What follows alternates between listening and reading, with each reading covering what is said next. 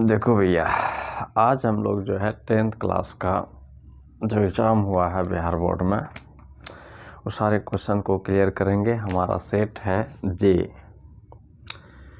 Set है। इसमें सारे क्वेश्चन ऑब्जेक्टिव को जो है कैसे इसका सही आंसर है उसको हम निकालेंगे। सबसे पहले हमारा 2 नंबर क्वेश्चन क्या कहता है वो देखते हैं। 2 नंबर क्वेश्चन में क्या है? 2 नंबर क्वेश्चन में कहता है जो प्रेक्षण दिया गया है इसका बहुलक क्या है, और प्रेक्षण क्या क्या है वो दिख रहा है। तो सबसे पहले हम क्या करेंगे, बहुलक के लिए क्या कॉन्सेप्ट है। बहुलक का कॉन्सेप्ट ये है कि कोई भी जो है जितना भी आंकड़ा दिया हुआ है तो उसको वो सबसे ज़्यादा बार जो आया है वही हमारा बहुलक होता है। तो इसमें बहुलक सबसे ज़्यादा बार कौन आया है हमें दिख रहा है आंकड़े में 15 सबसे ज़्यादा बार आया हुआ है, 1 2 3 बार।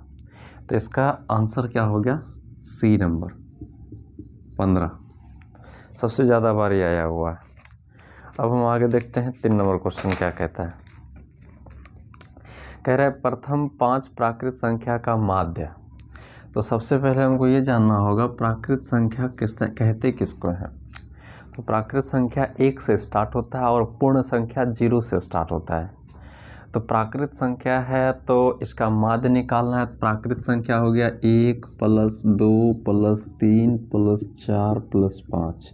माध्य निकालने के लिए 5 से भाग देना पड़ेगा क्योंकि 5 संख्या है, 1 2 3 4 5, इसलिए अब इसको हम भाग देते हैं तो कितना आएगा इसका माध्य। 5 4 9 3 12 2 14 1 15, 15/5 कितना आया 3। तो इसका माध्य आ गया 3, यानी कि 3 का आंसर हो गया बी नंबर। दिक्कत तो नहीं होना चाहिए, साफ साफ दिख रहा है। प्राकृत संख्या 1 से शुरू होता है। बात करते हैं हम चौथे नंबर का। चौथे नंबर का कह रहा है माध्यक क्या होगा। आंकड़ा दिया हुआ है, माध्यक के लिए सबसे पहले हमको जो है असेंडिंग या डिसेंडिंग ऑर्डर में लिख देना होता है। तो माध्यक हमको बताना है। देखो भैया, माध्यक के लिए असेंडिंग ऑर्डर सबसे पहले हम इसको देखते हैं। 6 लिखा हुआ है, 8 है, 6 है, 8 है, 7 भी है, 7 है, 8 है, 6 7 8 है, फिर 12 है, 12 है, 14 है, 12 14 फिर 15 है, और कुछ है 6 7 8 12 13 भी है, 13 भी है, 14 भी है और 15 भी है। असेंडिंग ऑर्डर में ये हो गया बढ़ते क्रम में। तो इसमें दोनों तरफ से कैंसिल यदि हम करते हैं, इस तरफ से इस तरफ से, तो ये 12 आ जाता है हमारा बीच का, जो हमारा क्या कहलाता है माध्यक। तो इसका आंसर है डी। आंसर क्या होगा 12। 5 नंबर हम देखते हैं। माध्यक का 3 गुना और माध्य का 2 गुना। माध्यक का 3 गुना और माध्य का 2 गुना। माध्यक क्या है, माध्यक का कितना 3 गुना और माध्य का 2 गुना क्या कहलाता है, बहुलक कहलाता है। फार्मूला याद होगा तो, ये बहुलक का फार्मूला ही है। बहुलक निकालने के लिए फार्मूला है, माध्यक निकालने के लिए, माध्य निकालने के लिए भी है कि कोई 2 दिया हुआ है तो तीसरा निकल जाएगा, ये फार्मूला है। ऐसे तो सेपरेट माध्य का बहुलक निकालने के लिए तो अच्छे से डिटेल से तो जानवे करते हैं। 6 नंबर को बनाने के लिए थोड़ा जगह चाहिए।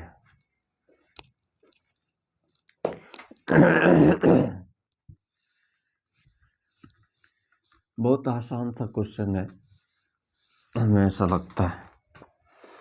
6 नंबर का क्वेश्चन कह रहा है कि ए भुजा वाली समबाहु त्रिभुज का क्षेत्रफल क्या होगा। तो कोई भी समबाहुभुज का क्षेत्रफल निकालने के लिए हमारे पास फॉर्मूला होता है कि √3/4 भुजा स्क्वायर। ये हमारा क्या है, ये फॉर्मूला है समबाहु त्रिभुज का क्षेत्रफल √3/4 भुजा स्क्वायर। ठीक है, अगला कोई भी निकालने के लिए n cot π/n इस तरह से यूज करते हैं। बता देंगे। 7 नंबर क्या कह रहा है कि यदि वृत्त की परिधि और वर्ग का परिमाप दोनों 88 सेंटीमीटर के हैं। 7 नंबर क्वेश्चन, वृत्त का परिधि और वर्ग का परिमाप। तो वृत्त का परिधि क्या होता है भैया? वृत्त की परिधि, वृत्त की परिधि हम कह देते हैं, वृत्त का परिधि होता है 2πr। वृत्त का परिधि यदि 2πr है, ये भी 88 दिया हुआ है। और वर्ग का परिमाप, ये वृत्त है इधर और इधर वर्ग है, दोनों के लिए डाटा सेम है। फॉर्मूला होता है वर्ग का परिमाप हो गया 4 × a, ये 88 हो जाता है। तो इसमें इसको यदि सॉल्व करने का कोशिश करें तो 2 × 22/7 × r बराबर 88, 22 दूना 44, 44 दूना 88, r बराबर हो गया 7 दूने 14। तो कह रहा है ऑप्शन में कि वो किसका क्षेत्रफल बड़ा है। तो इसका क्षेत्रफल, वृत्त का क्षेत्रफल निकालते हैं यदि, तो πr² हो जाएगा। पाई होगा 22/7, r 14 × 14, 7 दूनी 14, 14 दूनी 28, यानी कि 22 × 28 कितना होगा? तो ये हो जाएगा 8 दूनी 16 और 2 दूना 4 5, 28 दूनी 56 और 56 फिर से 6, 6 5 11, 5 1 6, 616। उधर हम देखते हैं तो 4 दूनी 8 दूनी 8, यानी कि भुजा आ गया 22। अब हमको वर्ग का क्षेत्रफल निकालने के लिए फॉर्मूला आएगा भुजा का स्क्वायर।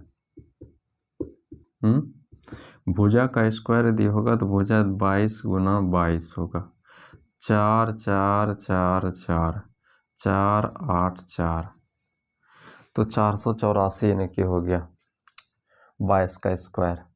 तो बड़ा कौन है? हमको तो दिख रहा है वृत्त का क्षेत्रफल बड़ा है ना। वृत्त का क्षेत्रफल बड़ा हो गया, तो इसका साइन क्या होगा इसमें से हम देख लेते हैं। वृत्त का क्षेत्रफल बड़ा और वर्ग के क्षेत्रफल से, तो ये ऑप्शन नंबर सी है। सी नंबर ऑप्शन सही है इसका। अब देखते हैं क्वेश्चन नंबर 8 में क्या कहता है। बहुत आसान सा है, वृत्त का क्षेत्रफल और इसमें 2 फॉर्मूला का जरूरत है, और दोनों का, वृत्त का क्षेत्रफल भी आना चाहिए, वृत्त का परिमाप भी आना चाहिए, वर्ग का क्षेत्रफल भी आना चाहिए, वर्ग का परिमाप आना चाहिए। क्वेश्चन थोड़ा कॉम्प्लिकेटेड है लेकिन आसान है। रिग्रेस है निकालने में, और क्या। क्वेश्चन नंबर है हमारा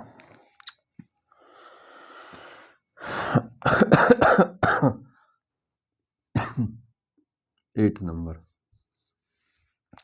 8 नंबर क्वेश्चन कह रहा है किसी घन का प्रत्येक किनारा ए है तो उसका विकर्ण क्या होगा। घन को बनाने के लिए सबसे हमको घन बनाना पड़ेगा। घन को बनाने के लिए घन बनाना पड़ेगा। ये ए हो गया। अब कह रहा है तो इसका विकर्ण क्या होगा। विकर्ण सारा ये हाइट, लेंथ, विड्थ सब सेम होगा तो उसको घन कहते हैं, सभी लोग जानते हैं। तो इसका विकर्ण के लिए फॉर्मूला हो जाता है,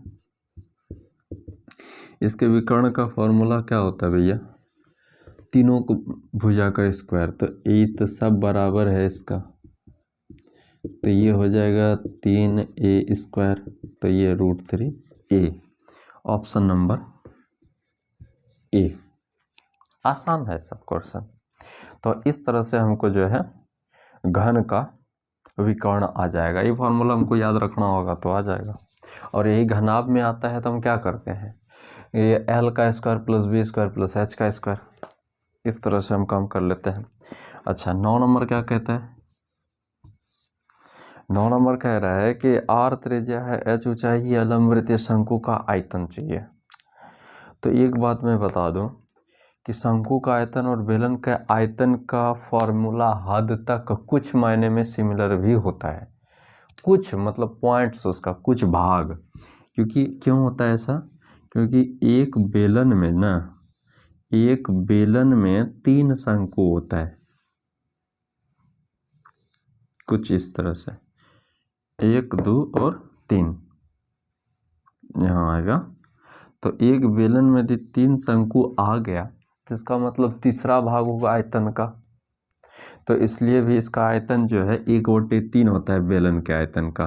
तो बेलन का आयतन होता है पाई आर स्क्वायर एच। यहाँ आर कह रहा है, बड़ी आर है तो मैं बड़ी आर दे रहा हूँ, और एच ये वाला है, और 3 भाग है तो ये क्या हो गया? शंकु का आयतन हो गया। ठीक है। अब क्वेश्चन का कहना है, एक बात और बता दें कि ये बेलन का आयतन आता कैसे है। तो बेलन के आयतन के लिए सबसे पहले हमको क्या बनाना होगा? वृत्त बनाना होगा। ये वृत्त मैंने बनाया। अब कह रहा है कि यदि वृत्त का क्षेत्रफल निकालना है तो क्या लिखोगे? तो वृत्त का क्षेत्रफल निकालना है तो पाई आर स्क्वायर लिख दिया। अब हमने इसके हाइट को बढ़ा दिया, तो इसमें हाइट बढ़ गया तो ये क्या बन गया? बेलन। और यदि बेलन बन गया तो इसमें हाइट बढ़ा है और 3D में आ गया है, आयतन ऐसे भी 3D में आता है, तो पाई आर स्क्वायर एच। तो इस तरह से बेलन के आयतन का फार्मूला का इजाद भी हम कर सकते हैं ना। हाँ, कर सकते हैं। उसके बाद आता है 10 नंबर क्वेश्चन। तो बेलन का आयतन क्या होगा? पाई आर स्क्वायर एच, और शंकु का आयतन उसका तीसरा भाग होगा। अब हमारा है क्वेश्चन नंबर 10। 10 नंबर क्वेश्चन क्या कहता है वो हम देखते हैं। इनको डालना पड़ेगा, वहाँ है, कोई बात नहीं। देखो भैया, 10 नंबर क्वेश्चन क्या कह रहा है? 2 वृत्तों के क्षेत्रफल का अनुपात 4 और 25 है। 2 वृत्तों के क्षेत्रफल का अनुपात। तो वृत्त का क्षेत्रफल क्या होता है? पहला वृत्त पाई ना चलेगा। अच्छा, वृत्त का क्षेत्रफल पाई आर स्क्वायर R1 और पाई R2 का स्क्वायर। तो ये है हमारा 4 और 25 अनुपात में दिया हुआ है। पाई तो कैंसिल हो जाएगा, R1 और R2 बचेगा, तो यहाँ 2 और 25 हो जाएगा। या ऐसे भी कर सकते हैं, 4 और 25 है तो दोनों का रूट निकालेंगे तो 2 और 25 का 5, 2:5। 4 का रूट क्या होगा? 2 होगा, क्योंकि 2 गुना 2 4 होता है, 2 में 1 बाहर आएगा, तो 2:5 हो जाएगा। ये आ जाएगा हमारा 10 नंबर क्वेश्चन। कोई भैया कैसे बताएं? ये है 4, 2 गुना 2, 25, 5 गुना 5, आसान तो है। 2 में 1 बाहर आता है, तो 2 और 5 इस तरह से हो सकता है ना। हम जो है इंक डाल रहे हैं इसमें।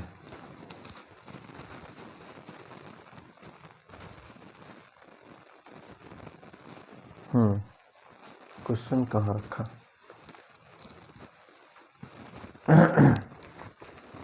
तो ये है हमारा 10 नंबर।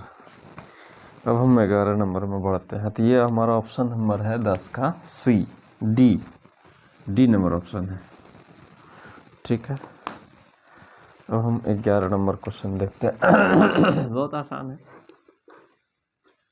वृत्त का क्षेत्रफल यदि पता हो तो बन सकता है। 11 नंबर क्वेश्चन कह रहा है साइन 30 और कॉस 30। ये है साइन 30 बाई कॉस 30 गुना कॉट 30। तो साइन बटे कॉस का फॉर्मूला क्या होता है ट्रिग्नोमेट्री में? साइन थीटा बटे कॉस थीटा टेन थीटा। तो ये आ जाएगा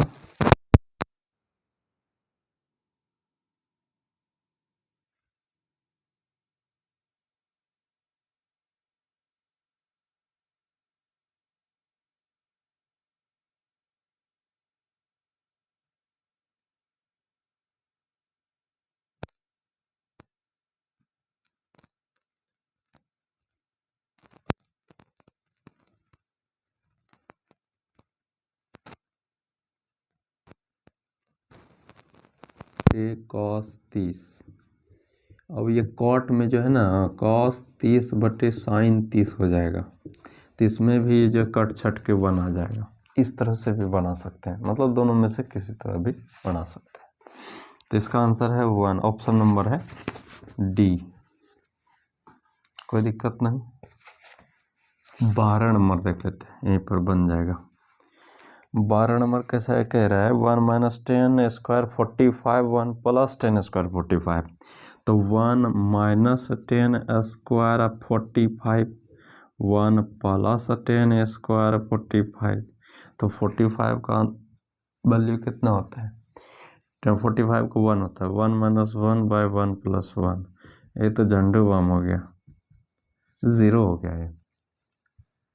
और बहुत अच्छे से अभी इसी वक्त याद रख लेना है, क्योंकि आगे बहुत ज़रूरत पड़ने वाला है। कैसे देख लेना आगे भैया, 0 30 45 60 और 90। यहाँ साइन होगा और यहाँ कॉस होगा, बस इतना साइन याद रखना, बहुत काम का है ये बात। साइन में 0 हो जाता है, साइन 30 का 1/2 1/√2 √3/2 और 1, ठीक है। और कॉस में अपोजिट हो जाएगा उधर से, 1 √3/2 1/√2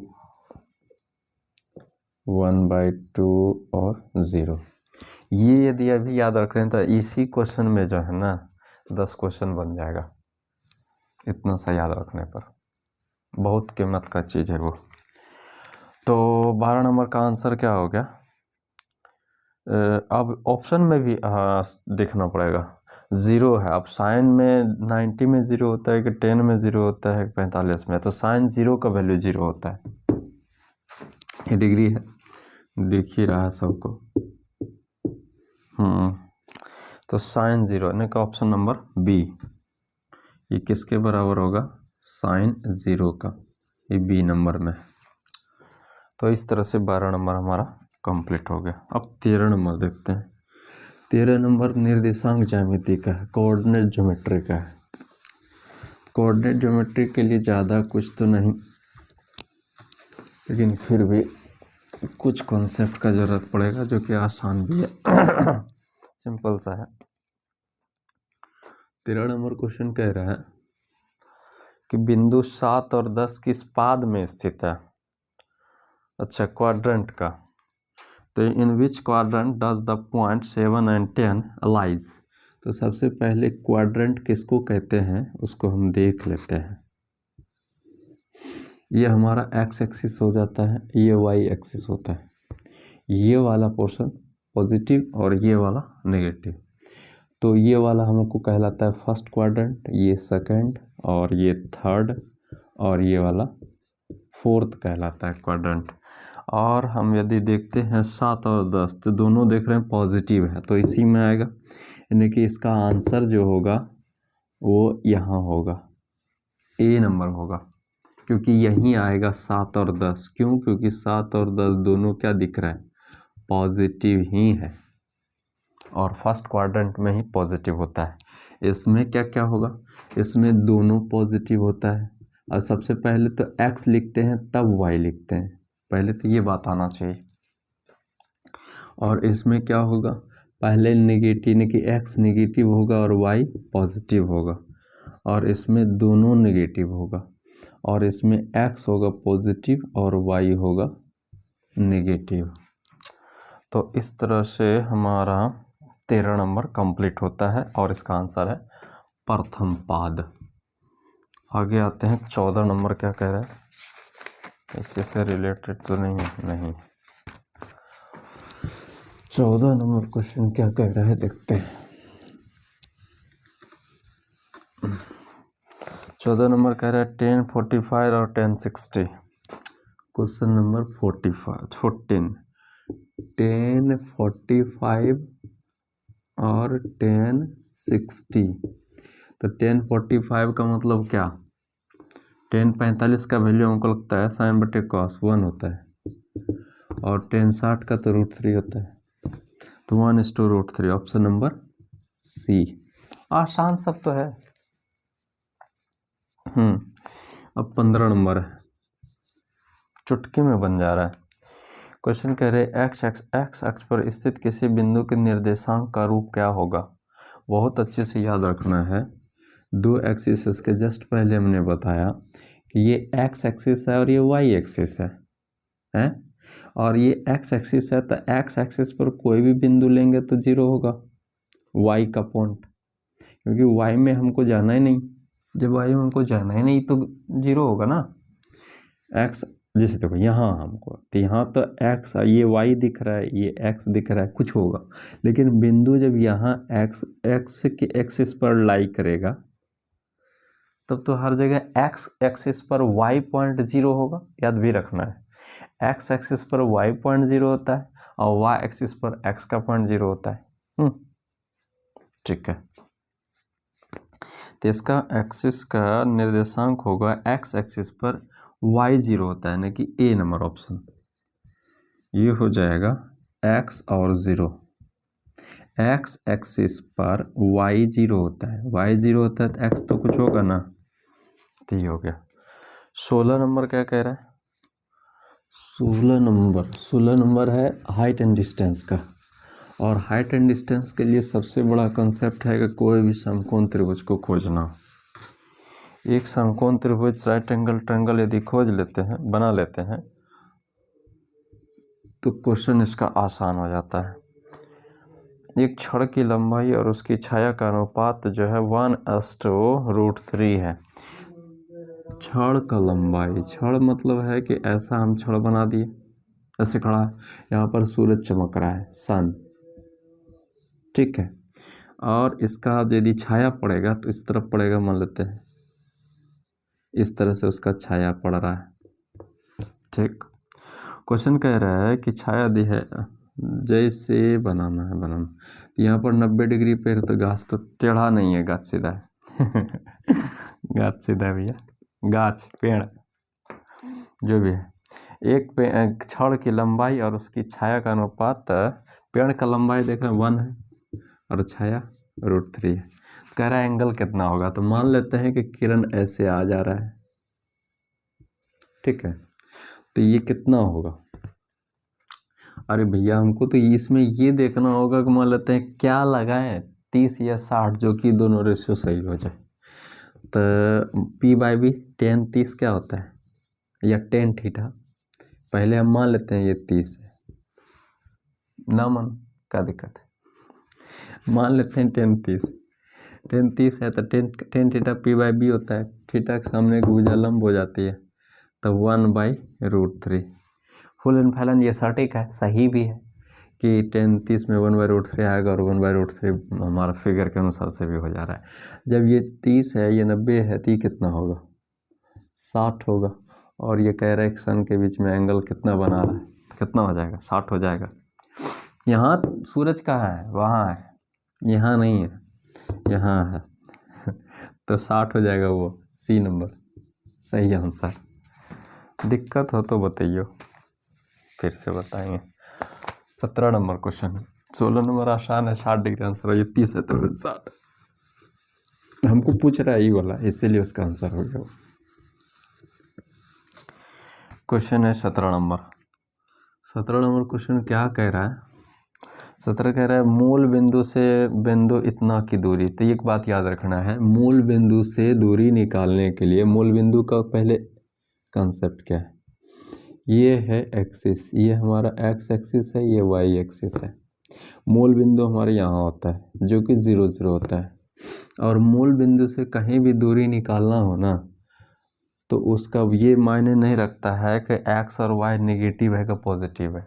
दूरी निकालने के लिए ना मूल बिंदु से, जैसे यहाँ मान लेते हैं मूल बिंदु से कहीं भी दूरी निकालना है ए बी, तो चाहे वो नेगेटिव हो या पॉजिटिव हो, हमको क्योंकि x1 distance formula x1 - x2 का whole square plus y1 - y2 का होल स्क्वायर होता है। तो मूल बिंदु से दूरी निकालना है। अब मूल बिंदु से दूरी निकालने के लिए सीधी सी बात है कि x1 और y1 जो है 0 है। जब x1 y1 या x2 y2 0 है, कोई भी हो सकता है, तो हम क्या करते हैं, सीधी सी बात, एक्स का स्क्वायर और वाई का स्क्वायर कर लेते हैं, क्योंकि माइनस भी होगा तो प्लस ही हो जाना है। माइनस कौन होगा, अरे भाई दूरी जो दिया हुआ है, जैसे पॉइंट दिया हुआ है, इसमें लिखा हुआ है कि ये वाला पॉइंट है माइनस एक्स और वाई है,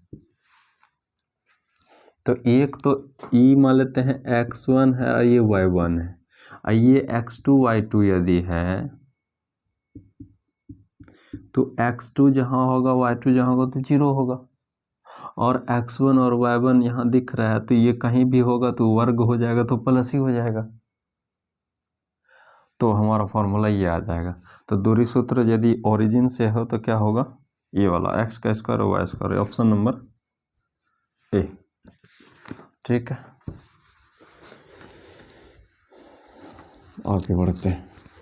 क्वेश्चन नंबर है 18 क्वेश्चन कह रहा है दो बिंदु के बीच का दूरी, जस्ट अभी पहले फॉर्मूला लिखा था, मिटा दिए, कोई बात नहीं। पी क्यू के बीच का दूरी सूत्र निकालने के लिए डिस्टेंस फार्मूला क्या होता है भैया, डिस्टेंस फार्मूला हो जाता है x1 माइनस x2 का whole square plus y1 minus y2 का whole square, x1 minus x2।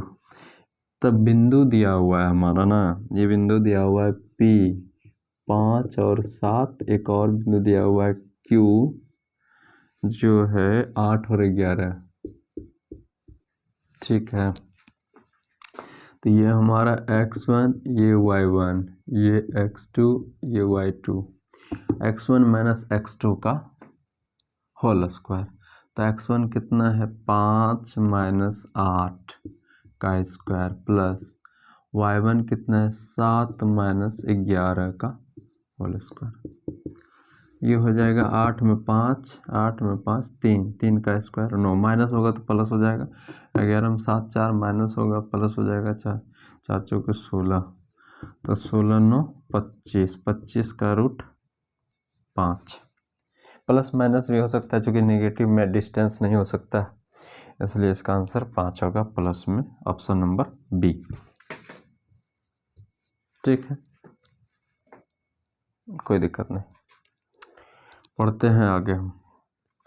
19 number क्या कह रहा है, 19 नंबर कह रहा है कि रेखा y बराबर 4 है। 19 नंबर, रेखा यानी कि y बराबर 4 है, आलेख से किस बिंदु से होकर गुजरेगा, ये हमें नहीं लगता है कोई बिंदु से होकर गुजरेगा, क्योंकि एक ही पॉइंट है, वो भी y बराबर 4 है, y एक्सिस पर है, तो एक्सिस पर तो कोई बिंदु है तो कैसे कोई गुजरेगा, इसका सीधी सी बात हो जाएगा। ये हमारा एक्सिस है, y बराबर प्लस में 4 है, तो इधर आएगा, ये एक्सिस है, ये y एक्सिस है, ये x है, ये y है, तो 1 2 3 4 यहाँ मान लेते हैं पॉइंट है, तो ये 4 और 0 एक तरह से हो जाएगा, क्योंकि y एक्सिस पर x का तो बिंदु 0 हो जाएगा ना, x एक्सिस पर y 0 होता है, ये मान लेते जो भी है। तो ये कैसे गुजरेगा, कहाँ से गुजरेगा, तो खुद में ही एक एक्सिस पर ही है वो, तो किसी बिंदु से कैसे गुजर सकता है? तो किस बिंदु से गुजरेगा, तो ये 4 और 0 भी नहीं हो सकता है, क्योंकि 4 और 0 यदि ऑप्शन नंबर सी में है तो इसमें भी हम देख रहे हैं कि 4 है, 4 तो x का मान 4 हो गया, क्योंकि x का मान यहाँ तो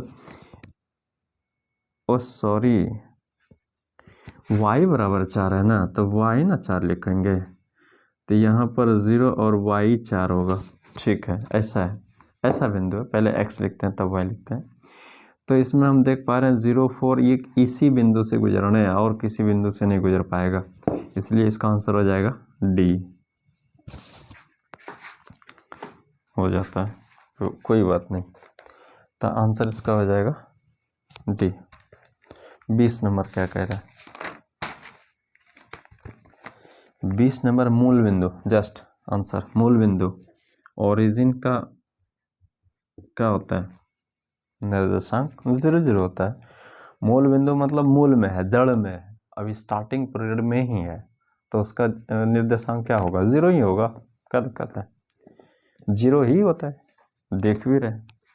अच्छा, अब 21 नंबर क्वेश्चन, निम्नलिखित में से कौन सी सबसे छोटी प्राकृत संख्या है, भैया इसके जस्ट पहले 2 या 3 नंबर में जो भी है उसमें हमने बताया था कि कौन सा प्राकृत संख्या होता है, कौन सा पूर्ण संख्या होता है। पूर्ण संख्या 0 से स्टार्ट होता है, प्राकृत संख्या 1 से स्टार्ट होता है। तो यदि हम बात करें 21 नंबर का, तो प्राकृत संख्या कह रहा है, प्राकृत संख्या तो 1 से शुरू होता है और पूर्ण संख्या 0 से शुरू होता है, इस तरह से 0, 1 और 2। ठीक है, तो कह रहे हैं सबसे छोटी प्राकृत संख्या कौन होगा। सबसे छोटी प्राकृत में तो 1 दिख रहा है, ऑप्शन नंबर सी, 21 का सी हो जाएगा। 22 नंबर क्या है वो देखते हैं। 22 कह रहा है कि कौन सी परिमेय संख्या है।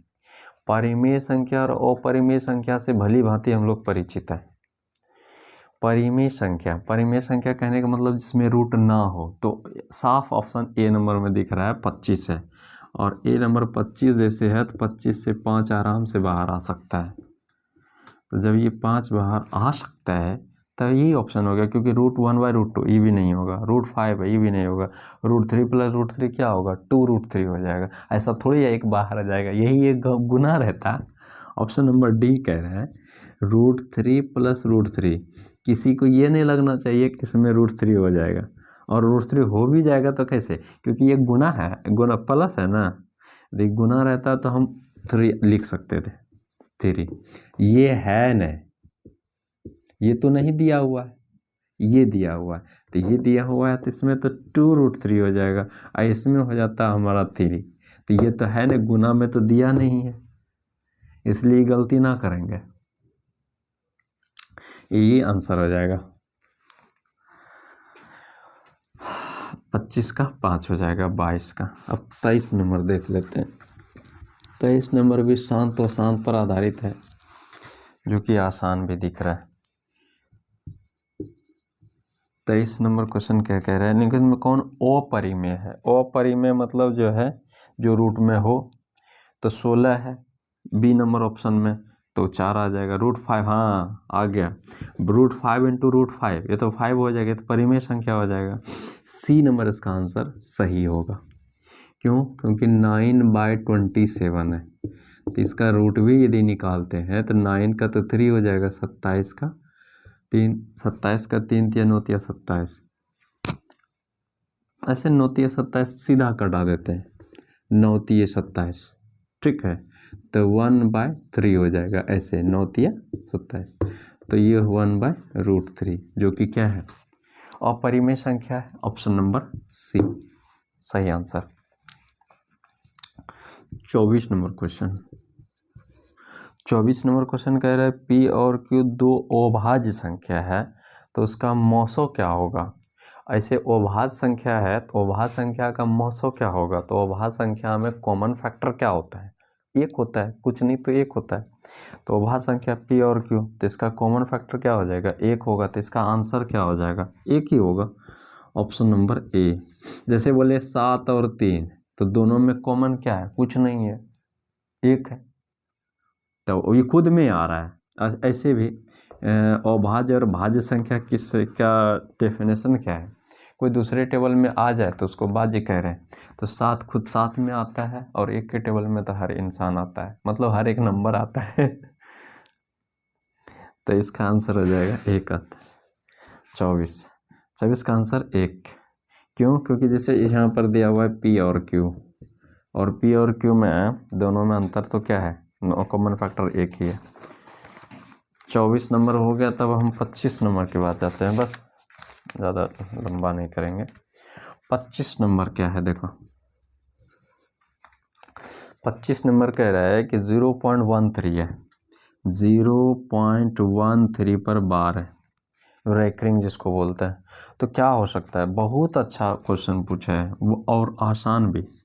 तो 13 है, पॉइंट से तो कोई लेना देना, इसके इधर रहता है तो हम जोड़ लेते हैं, यहाँ तक 0 है तो 0 को जोड़ने से कोई फ़ायदा नहीं है। ऐसे रियल में होता ये है 0 + 13 बाय जितने पर रैकरिंग है उतना 9, तो क्या फ़र्क पड़ता है, यहाँ तो यदि 6 रहता तो 6 लगा देते, नहीं तो इसी तरह है। तो 13/9 9 हो जाएगा। आंसर नंबर सी, यानी कि इसका आंसर क्या होगा, सी होगा। 25 नंबर का आंसर सी होगा। चलो 26 नंबर देख लेते हैं। 26 नंबर क्वेश्चन भी आसान ही है। 26 नंबर कह रहा है 18 और 72 का मौसो, 18 और 72 का मौसो, हाँ 18 और 72 का मौसो क्या होगा, तो हमको मालूम है मौसों में जो मिलता है उसी को लेते हैं। 18 तथा 72, तो दोनों में क्या क्या है, ऐसे सबसे बेसिक से जाते हैं, सबसे बेसिक से। तो 18 का हम ऐसे फैक्टर करेंगे, 2 में 18, 3 3 9, बात वही है। 72 हो गया तो 2 से 36, 2 से 18, 2 9 18, 3 3 9 और 3 से 1 ऐसे होता है। अब क्या है, दोनों में कॉमन क्या है, क्या कह रहा है, मौसम, मौसम मतलब जो मिले। तो 18 में क्या क्या आएगा, 2 गुना 3 पर पावर 2, और 72 में क्या क्या आएगा, 2 पर पावर 3 गुना 3 पर पावर 2। तो दोनों में कॉमन क्या है, तो इसमें हम देख पा रहे हैं 2 इसमें भी है, 2 कम से कम इसमें है। तो इसको हम जो है इसी तरह लिख करके पहले सॉल्व करते हैं तो ज़्यादा अच्छे से हमको समझ में आएगा। 72 है तो 2 गुना 2 गुना 2 गुना 3 गुना 3, 2 दूना 4 दूना 8 24 24 72, 3 दूना 6 3 दूना 6 और 4 18। तो HCF निकालना है, मतलब मौसो निकालना है। मौसों में जो मिलता है उसी को हम लेते हैं, है ना। मौसों में जो मिलता है तो 2 मिल रहा है, 2 लिया मैंने, 3 यहाँ से है, यहाँ से 3 है तो 3 ले लिया, फिर ये वाला 3 है, ये वाला 3 है तो 3 आ गया। अब कोई नहीं मिल रहा क्योंकि इसका ही काम खत्म हो गया इसका ही काम खत्म हो गया था। 3 3 9 दूना 18, तो हमारा आंसर हो गया 18। और ऐसे भी सिंपल सी बात है, एक सेकंड में आंसर आ जाएगा। 18 और 72 में कट जा रहा है ना, 18 चौके 72, बस 18 आंसर, छोटा वाला आंसर हो जाएगा। मौसो है, दोनों मिल गया तो इसे भी आंसर हम निकाल सकते हैं शॉर्टकट में। 18 चौके 72 तो आंसर आ गया 18। अब आता है 27 नंबर क्वेश्चन, 30 तक कर लेते हैं।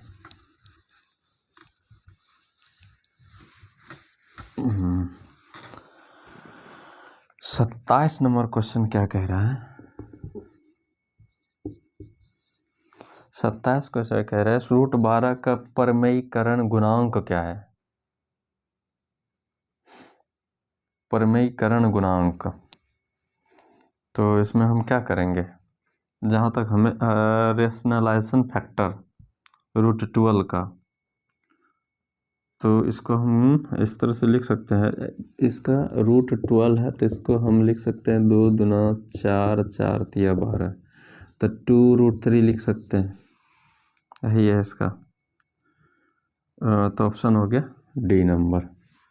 27 है। 28 नंबर क्या है वो देख लेते हैं। 28 है, यदि p का धनात्मक पूर्णांक है तो धनात्मक सम पूर्णांक का रूप क्या होगा। सम, जैसे ही सम की बात आएगी तो सम किसका मतलब है, जो 2 का फैक्टर हो, मतलब जिसमें 2 से गुना हो जाए। तो सम संख्या में भी 2 से गुना होता है तो सम ही रह जाता है। अब विषम संख्या में भी यदि 2 से गुना होता है तो भी वो सम ही बन जाता है। फॉर एग्जाम्पल 2 को हमने 4 से गुना किया, 4 क्या है, सम है, तो कितना आ गया 8, जो कि सम मतलब सम संख्या मतलब जो 2 से कट जाए, जो कि जिसका फैक्टर हो जाए।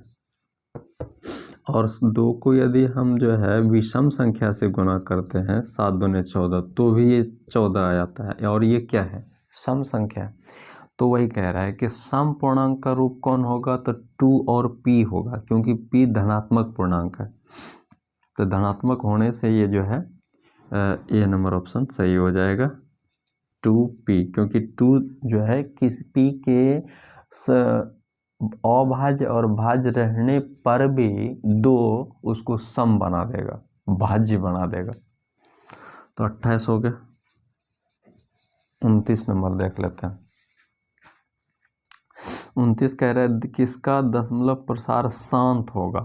तो शांत और अशांत दशमलव प्रसार के लिए हमारे पास नियम है क्या, कि हर का यदि फैक्टर 2 और 5 की पावर में आए, यानी कि 2 आए या 5 आए या सिर्फ 2 आए या सिर्फ 5 आए, तो वो भिन्न जो है शांत होता है, और नहीं तो वो अशांत होता है। फिर आवर्ती भी होता है, अशांत आवर्ती होता है।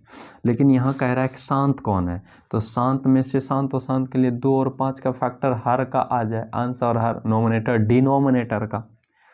तो 80 यदि है, बाकी 81 है तो कटने नहीं जा रहा है 2 से, 45 और 41 80 ही है। तो 80 का यदि हम 80 क्या है, नोमिनेटर है कि डिनोमिनेटर है, डिनोमिनेटर है, तो इसका फैक्टर यदि करेंगे तो क्या क्या हो जाएगा, तो 2 से 40, 2 से 20, 2 से 10, 2 से 5, नहीं दिख रहा, ये 80 है, 2 से 40, 2 से 20, 2 से 10, 2 से 5, इस तरह से। तो इसमें हम देख रहे हैं कि 2 पर पावर कितना, 1 2 3 4 है ना, 2 पर पावर 4 और फिर 5। तो हम देख रहे हैं कि दिया गया भिन्न जो है डी नंबर का जो ऑप्शन है उसमें 19/80 है, और 80 का फैक्टर यदि किया मैंने तो हमको ये मिला, और ये शांत और अशांत में अहम भूमिका निभाता है। इसी से पता चलता है कि वो शांत है या अशांत है। तो इसमें हम देख रहे हैं 2 और 5 है, तो 2 और 5 के अलावा कोई नहीं है, तो 2 और 5 यदि है तो वो शांत है, और बाकी समय तो है ही नहीं। तो इसलिए 29 का आंसर क्या हो जाएगा, डी होगा। किसके आधार पर, इसके आधार पर, डी नंबर ऑप्शन सही है जो है रहने ना। तब 30 नंबर देखो, किस निम्नलिखित में से किसका दशमलव प्रसार अशांत है। बहुत आसान सी बात है, जस्ट इसी तरह चेक करना है भैया, देख लियो। 30 नंबर इसमें देख रहे हैं 400 है, जिसमें 2 और 5 आएगा ही आएगा, तो ये तो शांत हो जाएगा। 80 है, अभी तुरंत हमने देखा, शांत हो जाएगा। फिर 121 है, 121 को यदि फैक्टर करेंगे तो 11 और 11 का होगा, 11 गुना 11, तो ये तो अशांत हो जाएगा। फिर 400 है, इसका भी फैक्टर आसानी से आ जाएगा 2 और 5 के फैक्टर में, तो 30 का आंसर हो गया सी। तो आज के लिए इतना ही, अब अगले क्लास में जो है हम इसको और आगे बढ़ाएंगे, ठीक है।